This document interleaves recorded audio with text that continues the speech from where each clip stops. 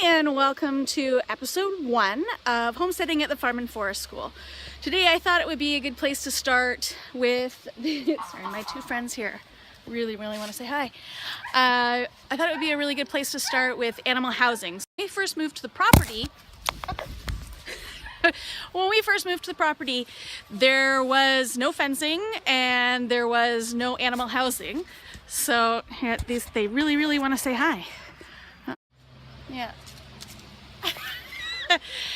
There was nowhere to put the animals, so we actually had goats in the basement. First structure that I built was for the chickens and the goats. Here, I'll give you a show. All right, so the brown structure is the first structure or animal housing that I attempted. It started with the top. Okay, they're still really pestering me right now. Okay. All right, it started with the top structure, which was for the chickens that we had, and I'll show you the side that opens.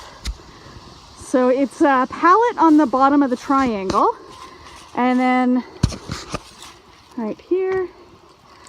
So it opens on the side for easy cleaning, which, as you can see, it needs to be cleaned, but it's supposed to be for easy cleaning. However, it is really heavy. And so we use a stick usually to prop it up while we clean it out. The door that the chickens get in closes and latches at nighttime, but for the most part, the chickens don't go in there. They go up onto the roof and they just perch on the roof through the night. At the back of the structure, there are nesting boxes. I'm really close to a fence right now, so it's cold today. And we have a very broody hen who's convinced that she's sitting on eggs. However, a few weeks ago, we got rid of all the roosters, so those eggs are not going to hatch, and I really have to deal with her. I just haven't gotten to it yet with all the other chores and winterization happening. All right, so for the boys, right now I'm in the boys' pen. And the boys have this space at the bottom. I really can't cut a straight line. That's why the door is crooked. And they knock all the stuff out so the door stays open all the time. They have some space for hay. And they still manage to throw a great deal of it on the floor. But I had a basket before and all of it ended up on the floor all the time.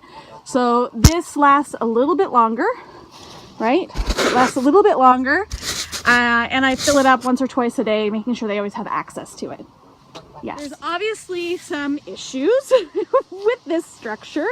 It was the first one that I built. It's built on pallets, and then it's built out of the press board, and it didn't match up very well. As you can see, there's a gap between the top portion and the bottom portion, and I didn't think it out very well before I did it. I just kind of threw it together. So there's shingles here that go into the goat portion.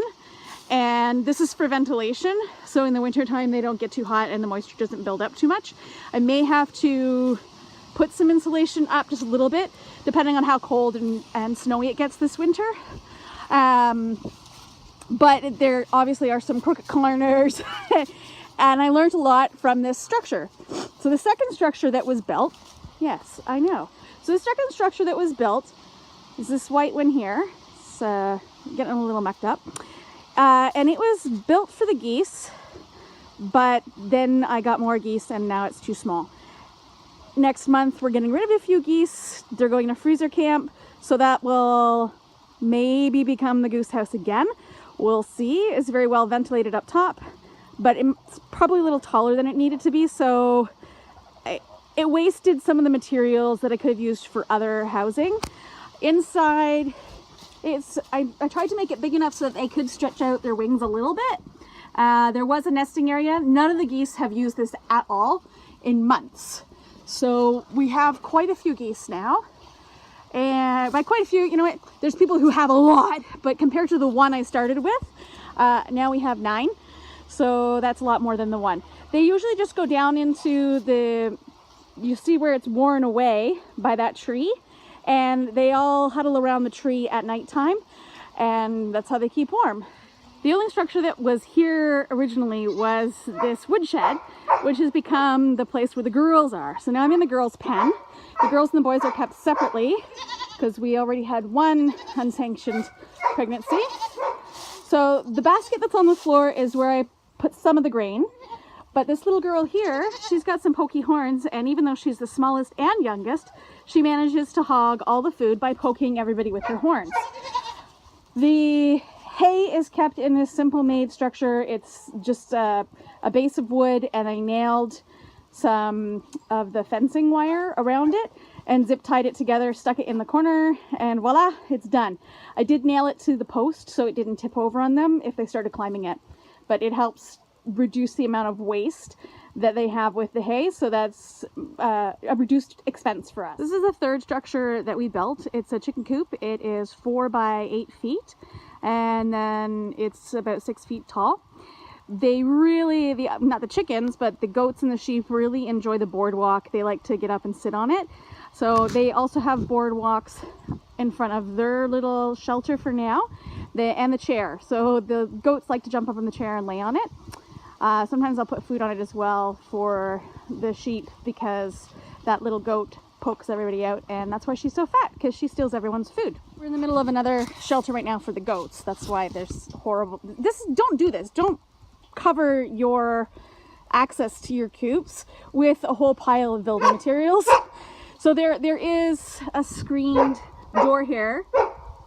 Ultimately, what I'd like to do is put some facing on this with some planks, so it looks more like an old style house, pioneer kind of times, or Western city style, but it was more important just to get walls up and start constructing the other buildings and get to the other tasks than to make it look pretty just yet. So the hole that's constructed here is quite small.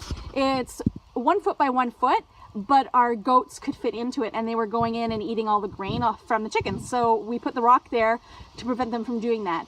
The entire area is enclosed, and the dog is on the outside of it so that he can protect from any foxes, fishers, weasels, anything that might come in and try to disturb the chicken. Tried a little different style for the collection of eggs here with the nesting boxes. We run a preschool program, and the preschool program, the children get to come and collect the eggs. The other nesting boxes are too high, so with this one, it's low to the ground, and they can practice doing the latches, which is a good skill for them to have. The latches also keep out our raccoon friends, and then it just lifts up, and it can connect. It can connect to hold up right here. You can just click to connect. I never really do that. I just lift it, and then I look to see. It's a little early in the day. My hens don't like morning very much, and again, this needs to be tidied out too, but I wanted to make sure I got the video out there because I've been procrastinating. We have 10 hens. They're all laying age. Some of them are out of commission right now because of the dog who likes to play with them too roughly, and the other ones just haven't started laying yet, but we get on average anywhere from 2 to 4 eggs. This is the start of the goat house, and it's an 8 by 12 structure.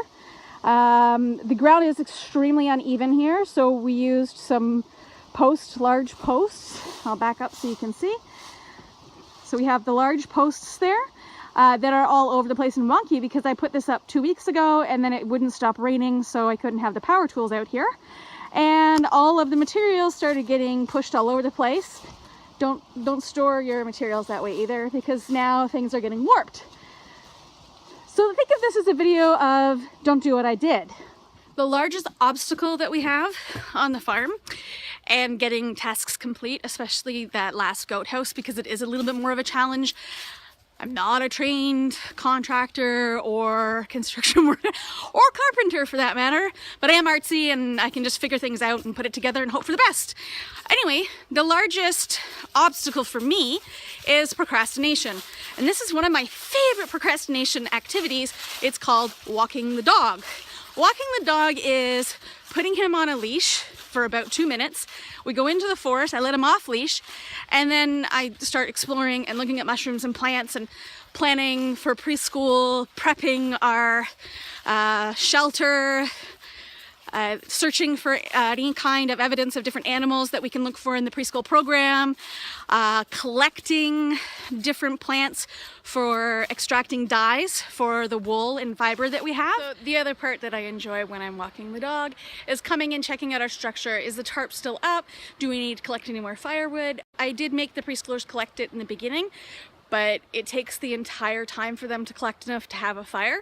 So we have a base amount that we start with, and while we're out, the preschoolers will collect more wood to keep that stock up. And then when I'm out with the dog, I collect a little more. So this is our structure in the background there.